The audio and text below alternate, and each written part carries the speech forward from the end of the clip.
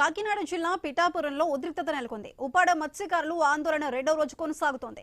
Deputy CM Pawan Kalyan రావాల్సిందేనని వారు demand చేశారు. Deputy CM Pawan ఆదేశాలతో జిల్లా కలెక్టర్ శ్యాన్ మోహన్ నిరసనకారులను కలిశారు. అసెంబ్లీ సమావేశాలు జరుగుతున్న నేపథ్యంలో ఆయన రాలేకపోతున్నారని, త్వరలోనే వచ్చి కలుస్తారని కలెక్టర్ చెప్పారు. నిరసన విరమించాలని కోరారు. ఎట్టి పరిస్థితుల్లో నిరసన అనేది ఆపేది లేదంటూ ఉప్పాడ వద్ద బైఠాయించిన మత్స్యకారులు నినాదాలు చేస్తున్నారు. తమ సమస్యలు పరిష్కరించాలని డిమాండ్ చేస్తున్నారు.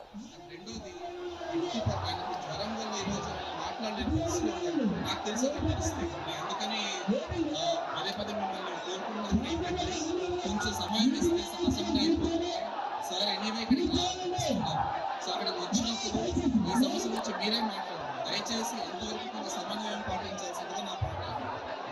ఆయన డైరెక్షన్స్ మీద వచ్చాను.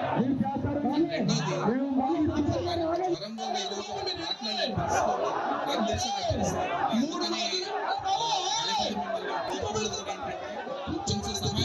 సమయం ఇస్తే సమస్య అయిపోతుంది సార్. ఎనీవే సో అక్కడికి వచ్చినప్పుడు ఈ సమస్య నుంచి మీరే మాట్లాడారు. దయచేసి ఎంతవరకు కొంత సమన్వయం పాటించాల్సిందిగా నా ప్రార్థన. ఆయన డైరెక్షన్ మీద వచ్చాను.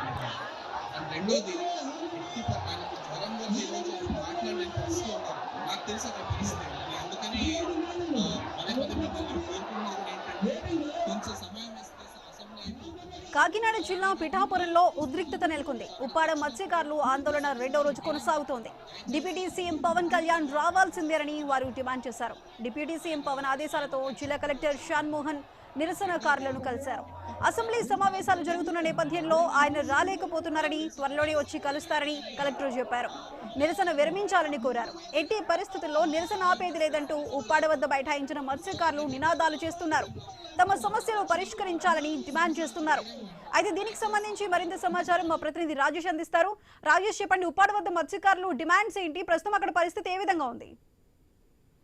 థ్యాంక్ యూ శాశ్వత. కాకినాడ జిల్లా పిఠాపురం నియోజకవర్గం డిప్యూటీ సీఎం పవన్ కళ్యాణ్ ప్రాతినిధ్యం వహిస్తున్న నియోజకవర్గంలో ఉప్పాడ సముద్ర తీరానికి సంబంధించి మత్స్యకారులు అక్కడ ఏదైతే ఫ్యాక్టరీకి సంబంధించి కలుషిత జలాలు బయటకు రావడంతో మేము మత్స్య సంపద అంతా పోతుందని చెప్పి 2 రోజుల నుంచి వారు బైఠాయించి రోజు వంట వరకు కార్యక్రమం చేసే పరిస్థితి కనబడింది. అయితే నిన్నటి రోజు చూసుకుంటే ఒక పక్క డిఎస్పీ అలాగే RDO, additional SP, joint collector వీరంతా కూడా అక్కడికి వెళ్ళి వారిని నచ్చజెప్పే క్రమంలో కూడా వారు అసేమేరా అంటూ ఖచ్చితంగా ఈ మత్స్య సంపద మాది పోతుంది, దీనివల్ల పెట్టిన ఫ్యాక్టరీస్ కూడా తీసేయాలంటూ వారు ఆందోళన చేసే పరిస్థితి కనబడింది. అయితే దీనికి సంబంధించి ఇప్పటికే పవన్ కళ్యాణ్ ఒక కీలక నిర్ణయం కూడా తెలిసిన పరిస్థితి కనబడింది. అయితే ఫార్మా కాలుష్యంపై అయితే ఉప్పాడ మత్స్యకారులు అయితే ఆందోళన చేపట్టారు. అయితే ప్రధానంగా అధికార యంత్రాంగం అక్కడ చేరుకుని మత్స్యకారులను నచ్చజెప్పే ప్రయత్నం చేశారు. అయితే అయినప్పటికీ రెండో రోజు మత్స్యకారులకి నిరసన తెలిపారు. అయితే దీనికి సంబంధించి ప్రధానంగా సమస్య పరిష్కారానికి ఉన్నత స్థాయి కమిటీ ఏర్పాటు చేసినట్టయితే పవన్ కళ్యాణ్ ఈ రోజు అయితే ఒక ప్రకటన అయితే విడుదల చేసిన పరిస్థితి కనబడింది. తక్షణమే సాయం అందించాలని అధికారులకు ఆదేశాలు అయితే జారీ చేసిన పరిస్థితి.